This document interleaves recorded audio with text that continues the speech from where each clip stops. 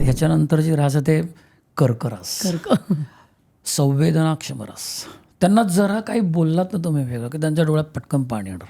म्हणजे स्त्रियांची जास्त असेल ना? की त्यांचं स्त्रिया म्हणजे कर्कराच्या स्त्रिया तर इतक्या भावनिक असतात की त्यांना कोणी जरा जरी काही बोललं तरी त्यांच्या डोळ्यातनं पाणी येणार. अतिशय संवेदनाशील रास आहे, तेवढीच हळवी पण आहे, कारण इमोशनल रास आहे एकदम. आणि त्यांना जलतत्वाची रास आहे. त्यांना असं घाईघाई वगैरे काही आवडत नाही. त्यांना असं छान राहणं, एकदम नितळ राहणं, की कोणाचं वाईट करणार नाहीत, आपल्याशी सगळ्यांना धरून ठेवणार. कौटुंबिक रास, फॅमिली मॅन किंवा फॅमिली वुमन ह्यांना ती रास एकदम सुटेबल आहे. तेवढे शृंगारिक पण असतात, फिरायची आवड असते. नंतर मेन म्हणजे सगळ्यात कर्कराईचा मोठा गुण म्हणजे पाककलेत निपुण असतात. प्रचंड त्यांना खाण्याची आवड पण असते, खाणं बनवून देण्याची पण आवड असते. पण तुम्ही एखादी कर्कराचे, माझ्याकडे बाई आल्या होत्या, त्यांनी ऑलमोस्ट ठाणा आणि मुंबईमधल्या सगळ्या हॉटेल्स झालेत त्यांचे खाऊन.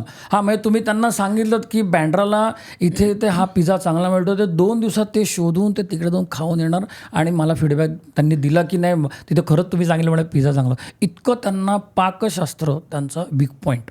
त्यांना खाणं पिणं प्रचंड आवडतं, तसंच प्रवासही भरपूर आवडतो.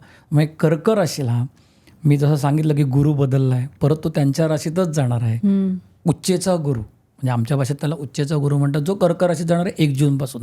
त्यामुळे त्यांना 1 जून नंतरच इन्व्हेस्टमेंट त्यांना गोल्डमध्ये इन्व्हेस्टमेंट केलेलं चालणार. कर्कनी गोल्डमध्ये करावी हे माझं सजेशन, की त्यांना त्याचं म्हणजे कारण शृंगारिक रास आहे, त्यामुळे त्यांना गोल्डमध्ये इन्व्हेस्ट करणं केव्हाही आवडणार आहे. 1 जून नंतर जेव्हा हा गुरु पालट होईल, जेव्हा गुरु त्यांच्या राशीमध्ये जाईल, तेव्हा त्यांनी 100% गोल्डमध्ये इन्व्हेस्ट करा. मी असं सुचवेन त्यांना. पण आता एवढं खात असतील तर आरोग्याचं काय? नाही, आरोग्य तर ते मेन आहे. आरोग्य म्हणजे आता आरोग्यावर कंट्रोल ठेवणं हे पण 2026 त्यांना शिकवेल.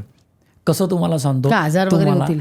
तुम्हाला एनर्जीचं वर्ष आहे 2026. तुमच्याकडे सगळं आहे, पैसा आहे, सगळं आहे, पण तुमच्याकडे एनर्जीच नाही आहे हे सगळं उपभोगायला. तर तुम्ही काय करणार? तर 2026 हे वर्ष कर्क राशीसाठी असं ठरणार आहे की त्यांच्यामध्ये transformation you will see in कर्क रास.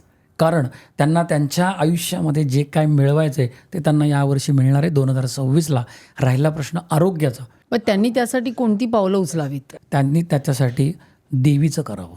अच्छा. की तुमची जी कुलस्वामिनी आहे किंवा तुम्हाला कुलस्वामिनी माहिती नसेल, अशी बरीच लोक आहेत की ज्यांना कुलस्वामिनीच माहिती नाही, त्यांनी कोल्हापूरची अंबाबाई हिला कुलस्वामिनी माव. कारण रूप तेच आहे, नाव बदललं, जागा बदलली, एवढंच आहे फक्त. त्यामुळे कोल्हापूरची अंबाबाई तिचं तुम्ही करावं. वर्षातनं एकदा आपल्या कुलस्वामीला, तिला कुलस्वामी म्हणून तिच्याकडे जावं.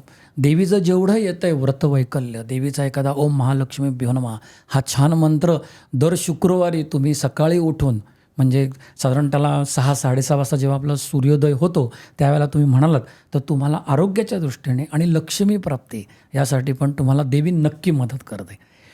कर्क राशीचा पुरुष किंवा कर्क राशीची स्त्री, ह्या दोघांमध्ये फारसा असा डिफरन्स नसतो. दोघांचंही नेचर सेम असतं. फक्त कर्क राशीची माणसं ना खूप घाई करतात, त्यांना पटापट पाहिजे असतं सगळं. ते थोडं त्यांनी 2026मध्ये कंट्रोल करायला हवं. त्यांना सगळं मिळणार आहे हा पॉझिटिव्ह ॲटिट्यूड ठेवला तर त्यांना त्यांच्या 2026 हे अतिशय सक्सेसफुल इयर असं त्यांना दिसायला लागेल त्यांना. आणि पार्टनर कसा पाहिजे? कर्क राशीचा पार्टनर परत थोडासा कॉन्ट्राडिक्ट पाहिजे. तो परत तूळ राशीचा नसला पाहिजे, तो सिंहेचा असला पाहिजे. कारण सगळ्यांशीच मवाळ राहून नाही चालत. काही ठिकाणी तुम्हाला थोडंसं ॲग्रेसिव्हनेस हा लागतोच आपल्याला. त्यामुळे मला असं वाटतं की तुम्ही जी कर्क राशीची माणसं आहेत त्यांनी सिंह राशीच्या व्यक्तीशी विवाह करावा की जेणेकरून ते बॅलन्स होईल. काय ना, शेवटी संसार हा थोडा बॅलन्स व्हायलाच पाहिजे. सगळंच सारखं असलं तर नाही चालणार. त्यामुळे मी सुचवेन की सिंह राशीच्या व्यक्तींना कर्क राशी ही खूप चांगली आहे. अरे, ही क्लिप शेवटपर्यंत बघितल्याबद्दल खूप खूप धन्यवाद. संपूर्ण एपिसोड बघण्यासाठी खाली दिलेल्या लिंकवर क्लिक करा आणि सर्व काही चॅनलला सबस्क्राईब करायला विसरू नका.